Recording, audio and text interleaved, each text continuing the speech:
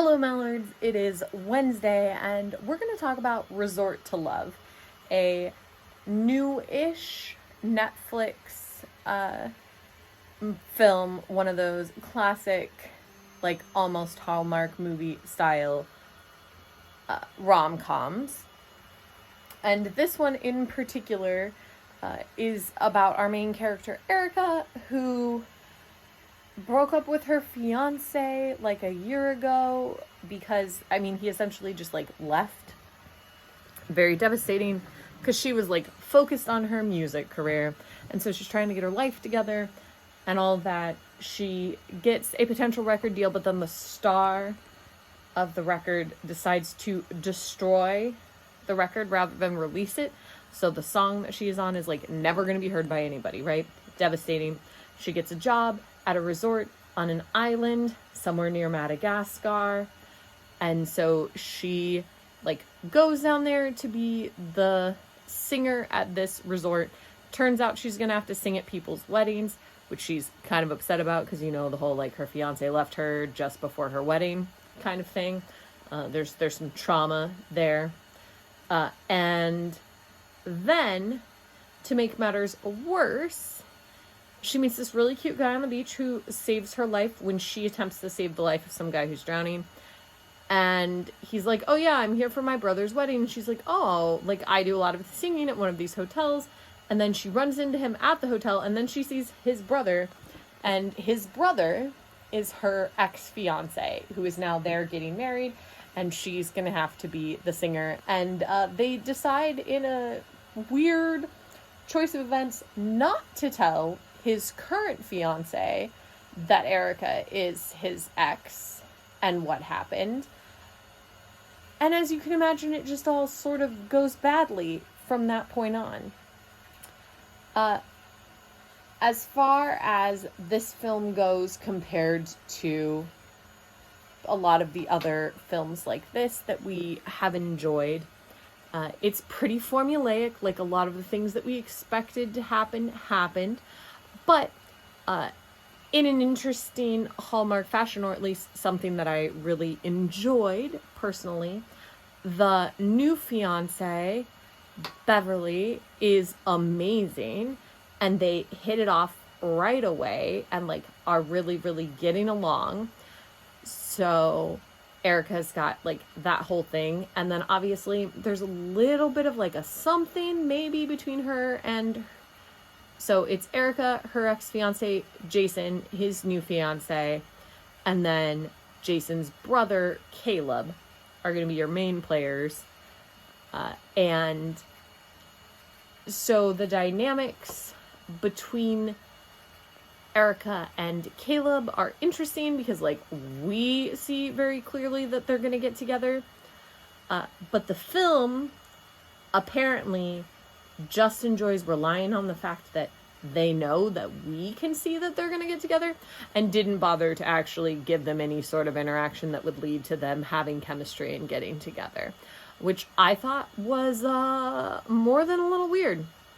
Like a very strange choice how that ended up.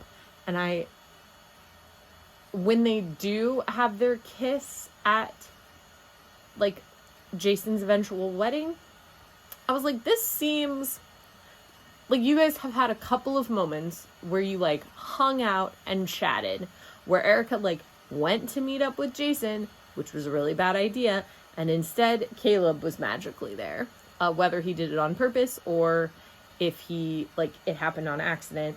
And so like they hung out and chatted and had a good time.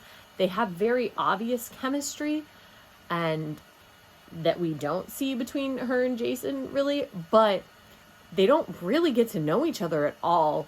So the kiss was what we expected, but also I didn't feel like I'd actually been led to it through the whole film, which was unfortunate. What I did feel led to was the reveal and eventual fight with Beverly, and also the like reconciliation that they had where they're going to get along, because I felt like their relationship, Erica and Beverly's, like really, really grew over the course of the whole film. And so I thought that was really good. The whole Jason and Erica thing was kind of weird. Like, I did not understand why they were having, like, unrequited feeling question problems, because it didn't seem to me like they had a relationship the first time around, because she was very focused on her music career and he was very focused on not her music career. And so, like, they ended up not together essentially mutually, but then his whole, like, thinking about her thing makes him seem like a way worse guy, but she is also not, like, stepping back the way she should, which doesn't make any sense because Caleb has a lot more chemistry with you and he's very pretty and is into you and is available. So I don't know what's going on here, but it's for the drama of the film. So it had all of those elements. The one thing that I will say is that I thought that the characters were really fun. I loved Beverly and her sister and their dynamic with Erica, and that sort of, like, fun of they were dragging her along and inviting her everywhere because they didn't know she's Jason's ex. They just think, like, she's a friend of his from when he lived in New York before he, like, moved to Charleston, and, like, he never gets to see his New York friends anymore. So how exciting is it that, like, one of his New York friends, who's a singer, happens to be here and is going to sing at their wedding? Like, so exciting, so cool.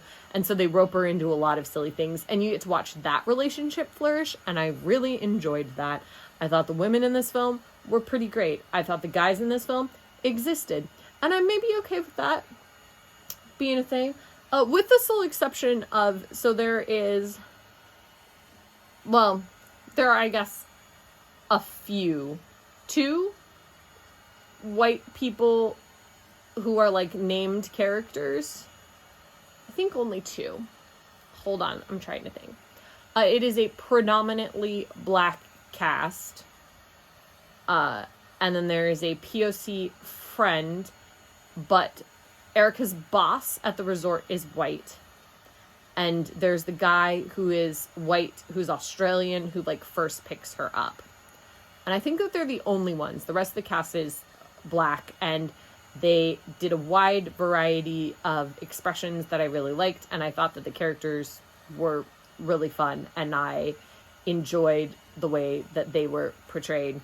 Like I said, with the sole exception of this Australian guy who picks her up in the beginning, who pops up again and again. He's, like, the comic relief character, really, really fun.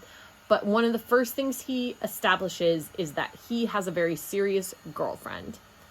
And then there's a weird, really, really early in the film montage of Erica, like, getting her groove back, singing with the band, as opposed to, like, the opening night where they, like, make her sing at a wedding and she just cries as she's singing this love song. Goes over great with the wedding party, as you can imagine. But we get this, like, montage, and in that montage, we see his girlfriend very, very briefly, and then we never see her again. So it is kind of weird. I feel like they just brought her up to be like, hey guys, just so you know, he's not the romantic interest. We just wanted to make sure that that was clear. So we immediately brought up that he's in a really committed relationship. We also explain that he does every job at the resort in order to pay for the house that he wants to save up for, so that it'll be okay that we don't actually have any other actors in this film, and you just see this guy at every convenient moment where we would have other potential bit players. So it will be this man and a few other people, but, like, a very small cast. And I don't necessarily object to that, but it was really funny and just felt like a lot of strange exposition right at the beginning. Like, hot off the presses, this guy's going to tell you his whole life story so that you know where this movie is going to go. And then there were a lot of fun things along the way. I enjoyed the Bachelorette party. They did this bit where Erica helps Jason cross a bridge because he's afraid of heights. And you're supposed to be like, oh, wow, they're back together. But it just seemed like kind of a sweet moment that could, like, be very friendshipy. Jason's mom shows up and she's wild. Like, absolutely crazy. Like, that sort of, like, no one should marry my son sort of mother. And she's kind of insane. But she's there briefly at the end. And the other moments are, like, fun. there are enjoyable minutes. I like Caleb and Erica's like meet cute. So Erica's like sitting on the beach, relaxing on her day off, and she sees this man in the water, and he's like screaming for help because he's drowning. And she looks around the beach and there's no one there. So she's like, whatever, I'm going to help him. So she dives in the water to go help him, even though she has no training, has no idea what she's doing.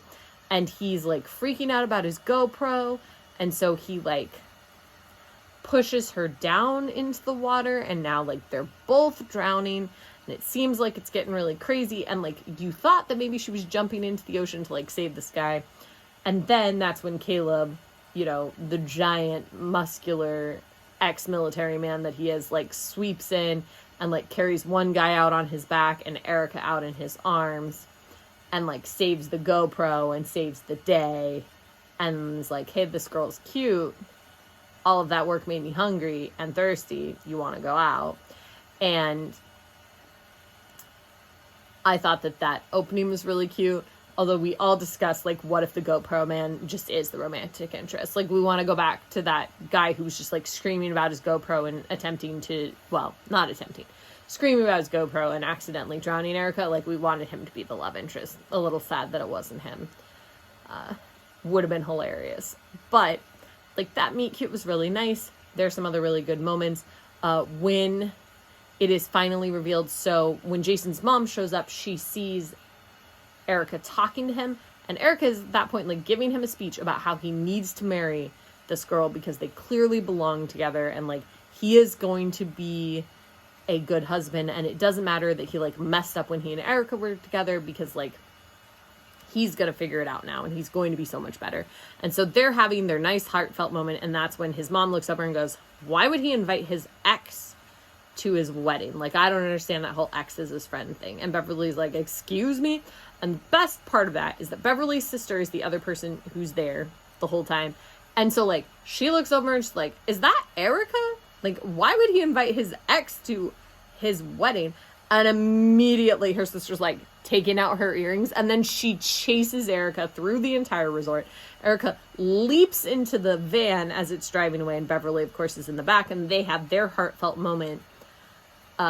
Like, the van gets stopped, they have their moment, they talk it out, they hash it out, they figure it out. She talks her into going back and actually getting married.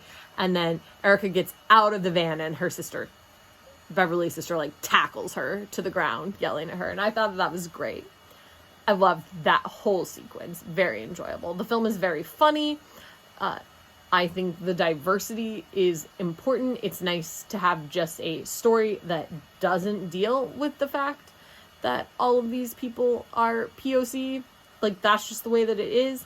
And I think it's important in the same way that everybody, like, that loves Simon is important, because it is not, it's a story that's like a love story, where his being gay is part of it, but isn't necessarily like the big part. And I think it's important to have stories where like what's important is the characters in it and not necessarily how they are defined, whether that's physically or emotionally or whatever it happens to be. So like where it's about the people as individuals, not about their identities.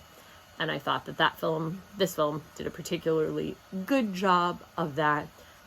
And if you like that sort of silly rom-com, you can't go wrong with this one. So enjoy Resort to Love, and I'll see you tomorrow.